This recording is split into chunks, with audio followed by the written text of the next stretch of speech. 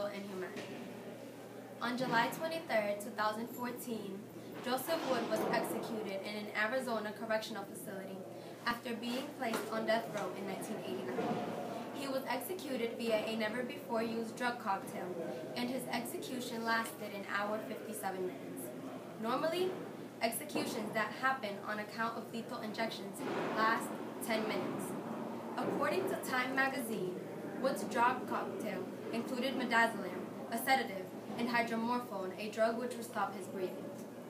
Dale Bach, Wood's attorney, recalls, "About 2 or 3 minutes later, I noticed his lips moved slightly, and then 2 minutes after that, he was gasping for air.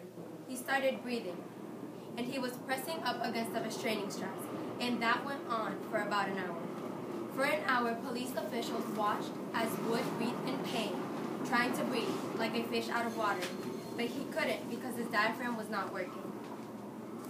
Today, the death penalty is legal in 32 U.S. states, and there are 3,070 inmates on death row.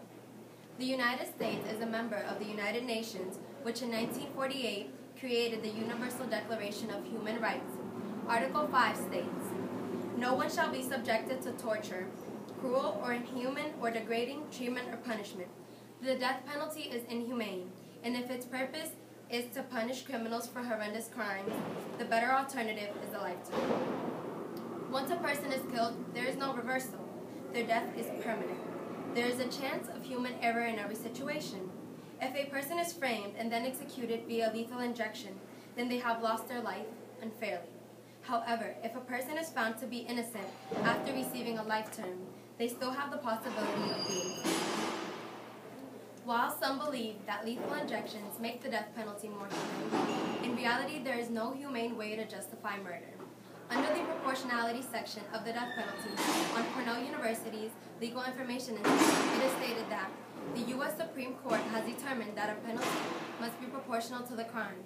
Otherwise, the punishment violates the Eighth Amendment's prohibition against cruel and unusual punishments. Therefore, if it is a case of first-degree murder, the Supreme Court believes that it is okay to assign someone to death row. The convict took away someone else's life, so it would only be equal to take away his or hers as long as he or she is not tortured and it is a commonly used form of execution. In efforts to make the death penalty humane, confinement centers are using lethal injections. However, as seen in Wood's case, if the injections fail, the convict is going to be tortured. The Eighth Amendment takes note that punishments must not be unusual.